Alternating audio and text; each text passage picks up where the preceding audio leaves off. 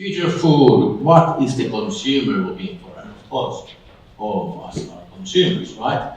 So, but we have a very different, interesting panel here, and let's do a very quick introduction round. So if you could tell name and company and what's your role in the company, kind of, as short as you can, but effectively, yeah? Nina, you could go first, please. Okay, so hello, I'm Nina. I'm the CMO at Oatlygood, a Finnish food company that was started in Valio 6 years ago and is now a standalone company with head office here in Finland. I'm not Finnish, as you may hear, I'm Swedish. So I take care of the brand and the marketing for Oatlygood. Henrik? Hi, my name is Henrik. I manage one of our regions at Wolf. I've been at Wolf for 7 years now. I joined it back in 2017 when we were around 80 people. Nowadays we're around 12,500. But yeah, being through the journey for the first 5 years, I was the GM for Finland, and nowadays managing one of our regions. So that's me. My name is Fabian. I'm a partner in a venture capital fund. It's called Life Extension Ventures. So we are a US-European fund that invests in longevity for people and planet. So we need the planet if you also want to live long. I have an entrepreneurial background in food. I was one of the co-founders of a food delivery company called Delivery Hero and started a meal kit business similar to HelloFresh in 2014 called Marley's Food. Okay, excellent. Let's give them a hand to welcome. Okay, all right, let's get straight to the point. What are the main purchase drivers today for consumer? And maybe, Fabian, you had some 250 million meals delivered. I don't know, we'll learn soon from Henrik how many both have delivered, but especially a lot of meal kits. So maybe you can start with what drives consumer purchase? Yeah, I wonder whether this has changed or whether this is relatively stable. We at Marley Spoon, we started this business with a strong sustainability angle. So we thought it's super important to be sustainable and cut out food waste. And we realized that while nobody's against sustainability, but that was not one of the purchase drivers. So we saw that main purchase driver of consumers is price, taste, health, and then there's a long pause, and then there's sustainability, and then there's many other things. And that's what we realized, we had to adjust what's important to us and what's important to our customers. And yeah, price matters, especially against the last couple of years. Price became even more front and center of what people think. And if it tastes like salt powder, you probably won't buy it again, right? So the taste is fairly important also there for sure. About Henrik, you've been delivering lots of food portions. What have you seen there on the consumer trend? What's driving the purchases there? Well, I think there are many factors. We usually boil it down into three: so selection, quality, and affordability. So having a broad selection of different cuisines, different types of restaurants, and nowadays also going beyond the restaurant and offering different types of other verticals. And in terms of quality, I think speed, timeliness, and if something goes wrong, getting the right level of customer support. I think those are factors that really drive customer attention. And then, like you said, affordability is a very important piece, especially nowadays with sort of inflation and all the pressure that we have on the disposable income of the customers. It's playing a big role as well. And how about one, of course, which I think about convenience? You press a button and soon the doorbell rings, right? You didn't mention the convenience part there at all. Yeah, I think that's of course super important. I think it's partly in the sort of quality metric, but I think speed, making it easy. Starting from having the right selection for the right person, doing that tailoring part, making the actual sort of experience on the app really easy, and then of course the speed and timeliness is extremely important as well. So convenience definitely plays a role. And Nina, what's your take on the consumers' drivers? I think, as we heard from Fabian, it's taste and price. Price, we have seen, is increasingly important because we have a very tough macroeconomic climate. So price is more important now than before, and unfortunately good food is also usually a little bit more pricey, so it's tougher in the climate. But tasting price and convenience trend has really gone up. People are looking for quick and easy solutions. The meal replacements in a bottle, breakfast is almost dead. Nobody eats breakfast anymore, you take something on the go instead. So that kind of trends are driving. And then sustainability and health, yes. But if it doesn't taste good, nobody will buy it just because it's good for you or just because it's sustainable. Okay. And then how do you see what's happened in the last few years? Has there been a change, evolving on the trends of the consumer? Have you seen some shift, let's say, post-pandemic couple of years, and has there been some changes you've noticed? I think the convenience trend is really, really going up. And the pandemic really changed the way we eat and live as well. Working from home a lot has meant that you need more sort of easy meals that you cook yourself. For example, you don't go out for lunch every day. So I think that mostly the convenience trend. Yeah, I mean, that's two people who've been in the delivery business, and the COVID had some kind of impact there, right?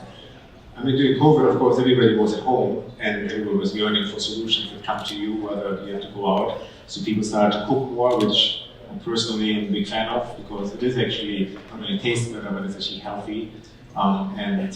Especially when you think how processed food is getting more and more in people's mind, that they realize how unhealthy that is. And so cooking is a good solution to not only tasteful, but also healthy food. So making that easy, bringing this to somebody's doorstep was, of course, amazing.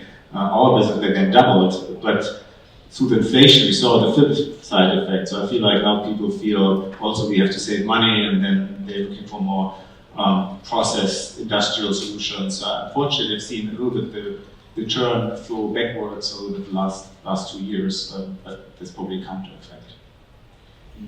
Henrik, have you seen something post-pandemic or recently changes in this? Yeah, I think it definitely accelerated the shift online, and I think it affected all sides of the platform. So I think, like you said, people were staying at home, ordering more food home because that was the only way you could experience restaurant food during that time. But also for restaurants, they didn't have people visiting the restaurants, so a lot of them came online during that time because it's the only way for them to sort of keep their business going, and they realized how many sort of additional customers they could reach that way. And also for the courier partners, there were less employment opportunities during that time due to all the economic pressure, so a lot of them, decided to start working with the platforms as well. So I think it sort of accelerated the business sort of on different sides of the platform. Okay. And then, of course, we have this special group of consumers, which is children and youth, which are the next spenders, of course. So have you seen anything towards the youth or something, new trends or something coming? Yeah, definitely. I think it's very interesting because we are a vegan brand.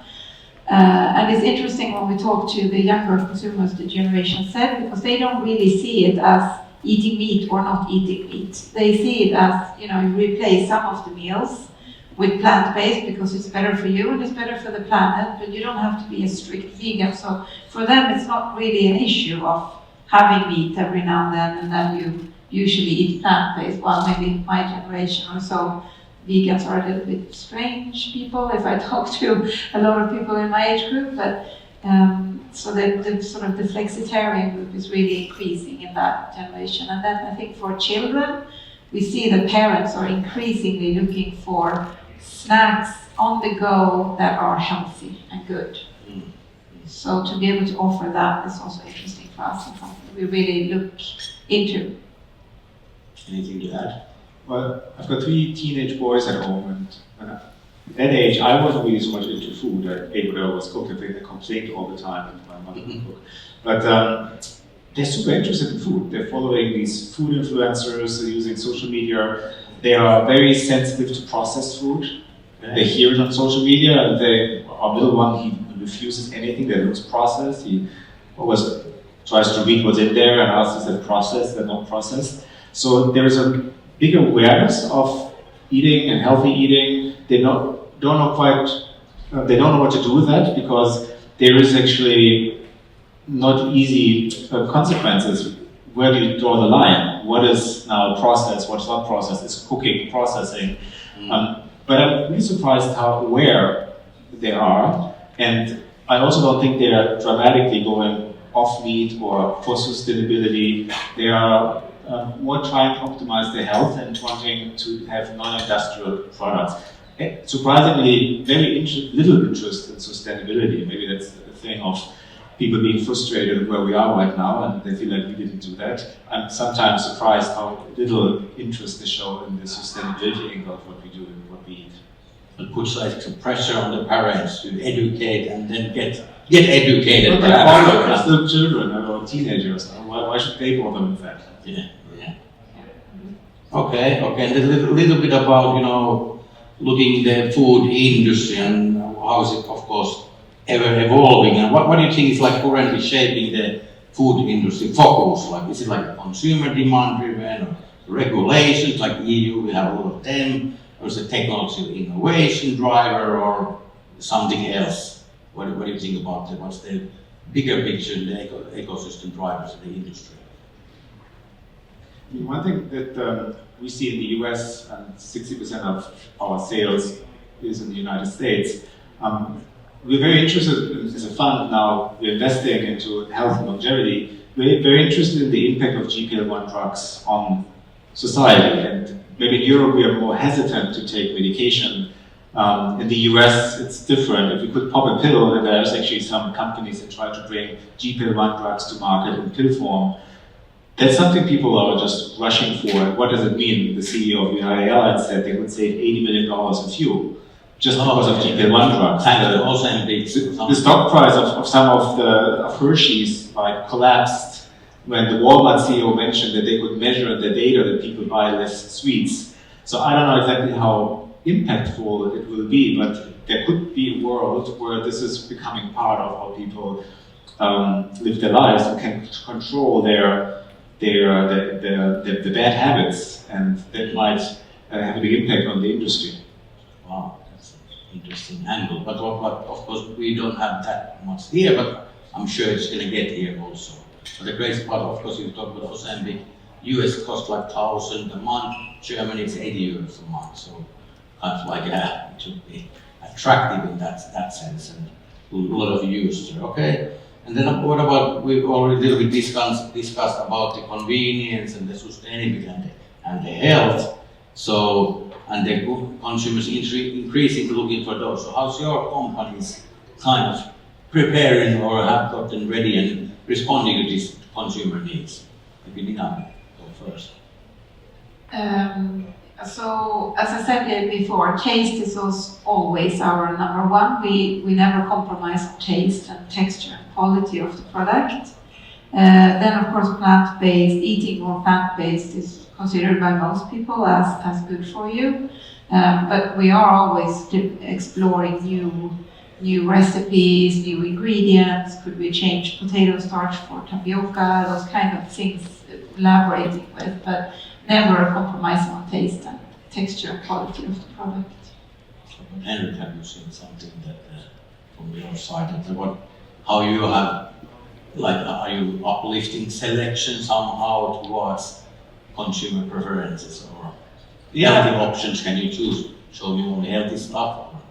Yeah, selection is definitely an important piece, and we're seeing a lot of demand for plant-based options and other sort of specific diets related to health and well-being. So we're trying to cater for those options, working together with our merchant partners to sort of develop those offerings, and also leveraging new kinds of concepts like these virtual restaurant brands and cloud kitchens, and working together with them to bring the selection to the customers.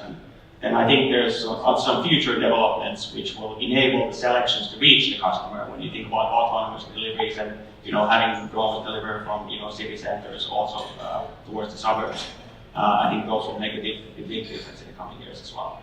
Okay, well, that's a nice jump to the next topic with all the session. How do you see the technology playing a role? Of course, you refer to drug discovery, and now you drop drones here already. But how is the technology playing a role in the food? And have you seen some, innovation which coming from the tech world that shaping or affecting how we eat and stuff like that? Of course, there's some kitchen robots coming and stuff like that. Have you seen something that gets you excited recently?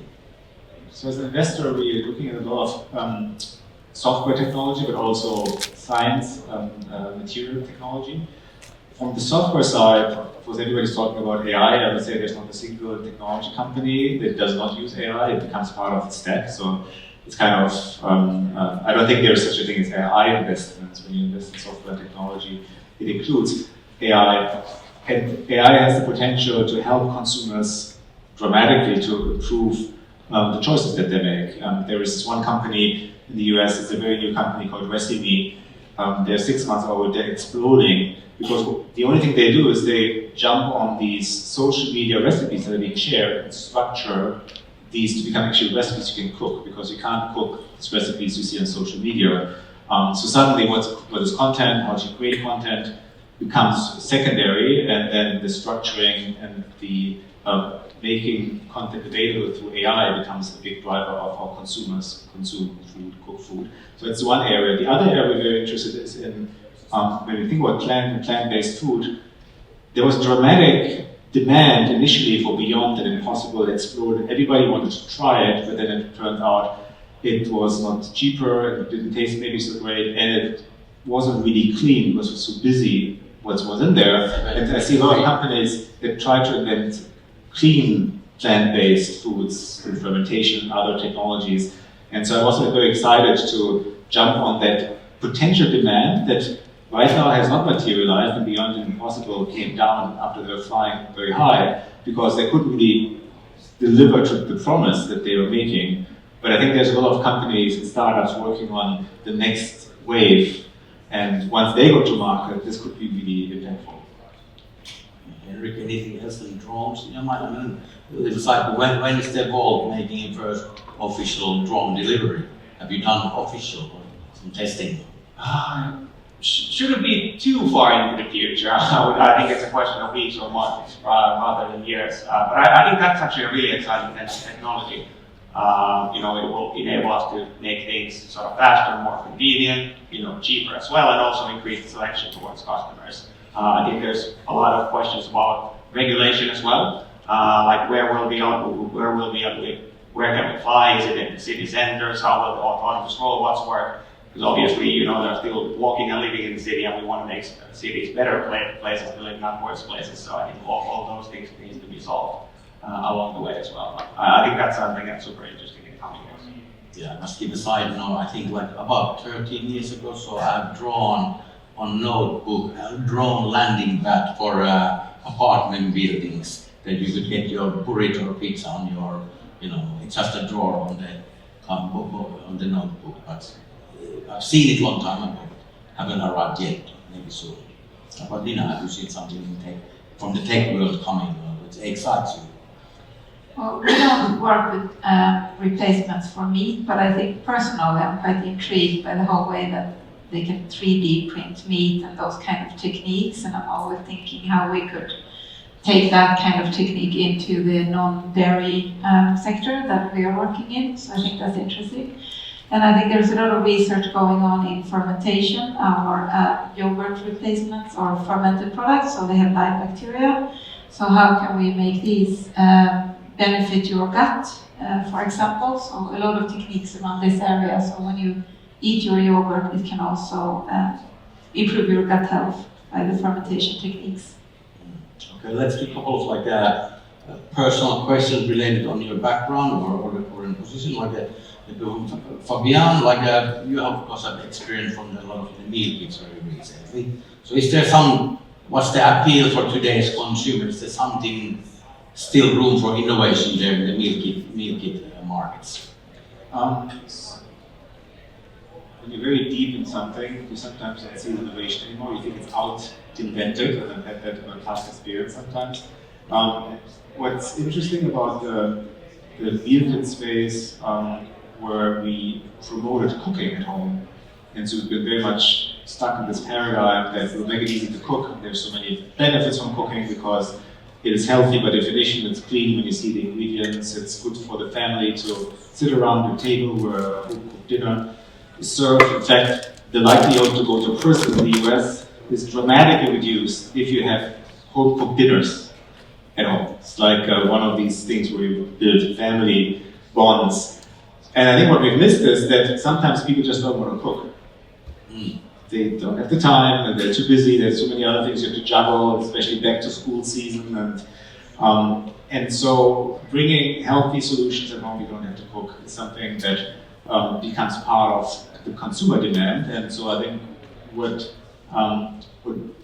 my past company, what we've learned is that it's about understanding the customer's problem. The problem is to feed their families, and this means different things at different times. So when it comes to the specific industry and you ask for innovation, I think there's industries kind of merging right now. There's the make it easy to cook towards the ready to cook, towards the delivery to already cooked. So I think all these things are moving together, and there's a couple of companies trying to do these super apps where they just want to solve this problem. How do I feed my family regardless of what mode I am in? So I think that's another layer of innovation I see in that particular industry.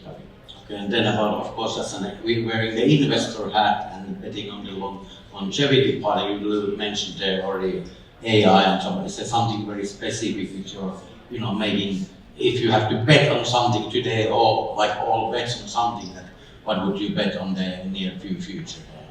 So it's about this layer, because there's a lot of solutions out there, but I think you will see layers on top, and a rabbit hole that I'm going in right now is voice as an inflection point, especially for consumer technology. I think we've been traumatized by Siri over 15 years, so we really don't believe in voice anymore, but I think voice is just around the corner. We'll be able to talk to an AI next year, and we will not be able to distinguish that this is an AI. But that opens a lot of use cases for consumers, also when it comes to food, access to food, where voice becomes actually an interface for consumers. So I'm interested in having a new layer that connects all these existing solutions. The big other topic, I think, is sustainability. The food system is generating 20% of CO2 emissions globally. And I'm actually quite optimistic that by having purchase habits move from offline to online or going direct to consumer allows us to be much smarter in the supply chains we build. Smarter supply chains means less waste. Less waste means less emissions. And so I'm actually quite optimistic that we have a lot of building blocks. We just put them together in the right way, and we can actually decarbonize the food system quite dramatically. Okay, thank you. A little bit, Henrik, about the food delivery services today, and how are you and we discussed a little bit about those needs and desires.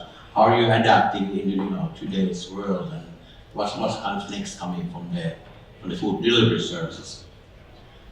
It's a good question. I think the selection font, that's perhaps one place to start. So I think working with new ways to bring a broader selection to customers. So whether it's new types of technologies to enable longer delivery radii, so you can actually reach people further away from the restaurants or stores. These new types of concepts, like virtual brands or cloud kitchens. I think there are still a lot of businesses trying to figure out whether or how to actually build that business model, make it work. I think Uber Film is one example. I think they have a great service, and whether the sort of unit economics work out in long term, I think that's still in the works.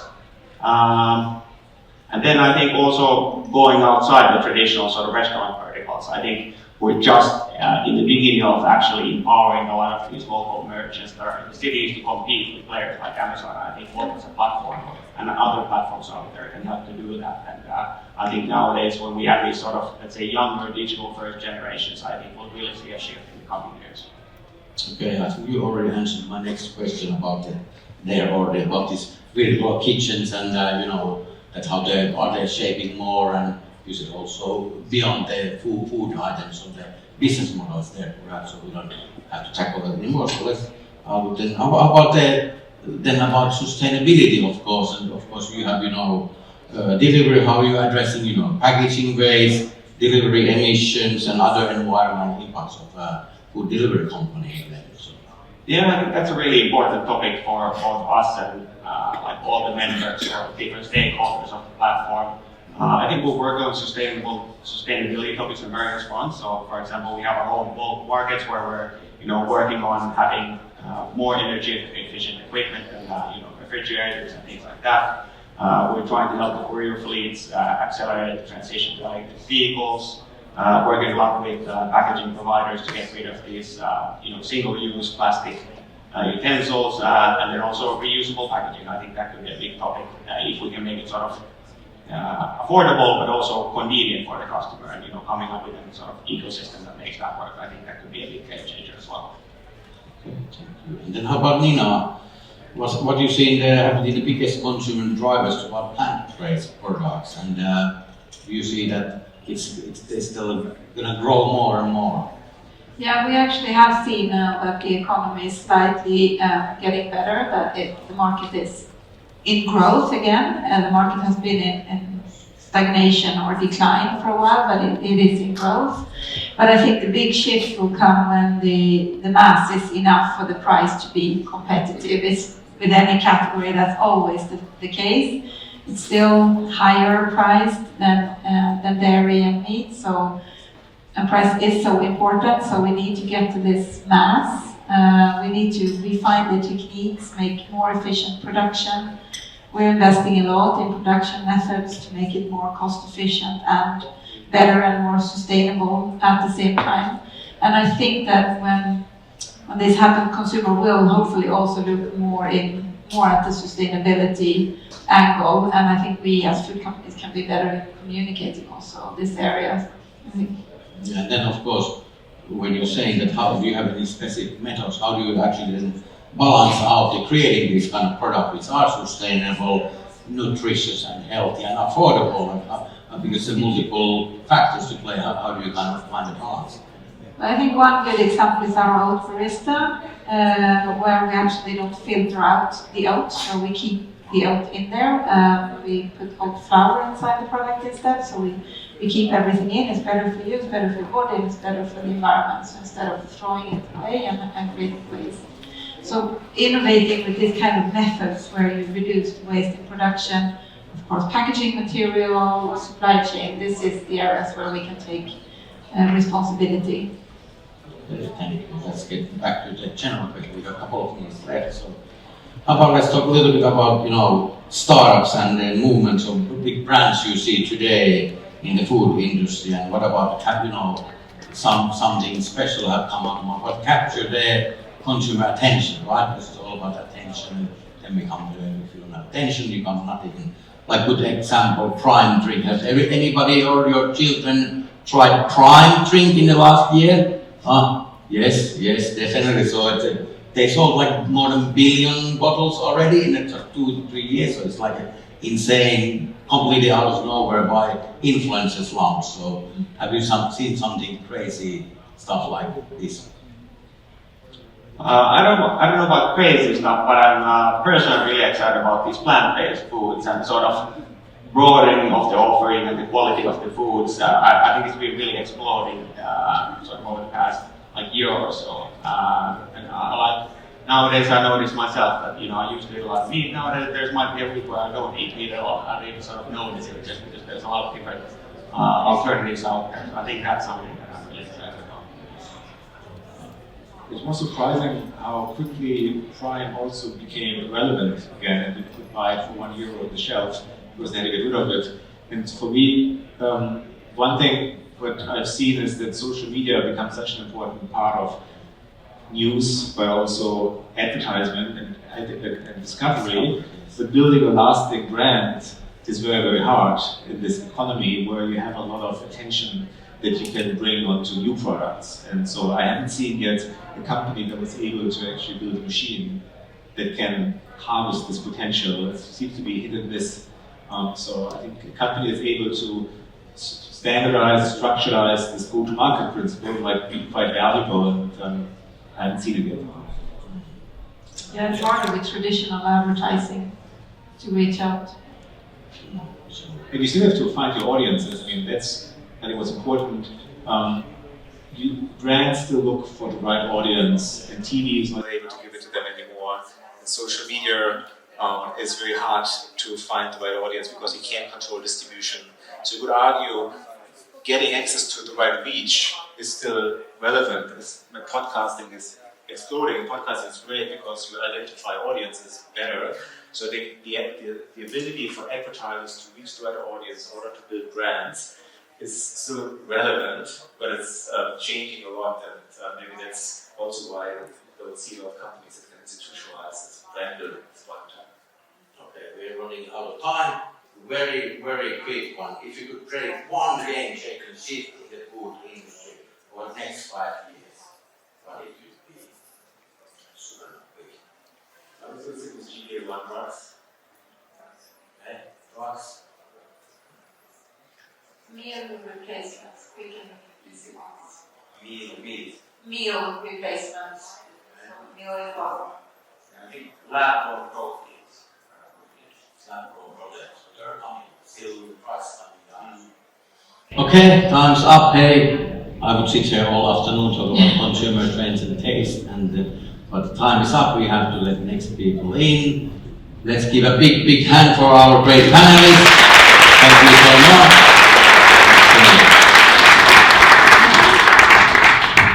Well, thank you so much.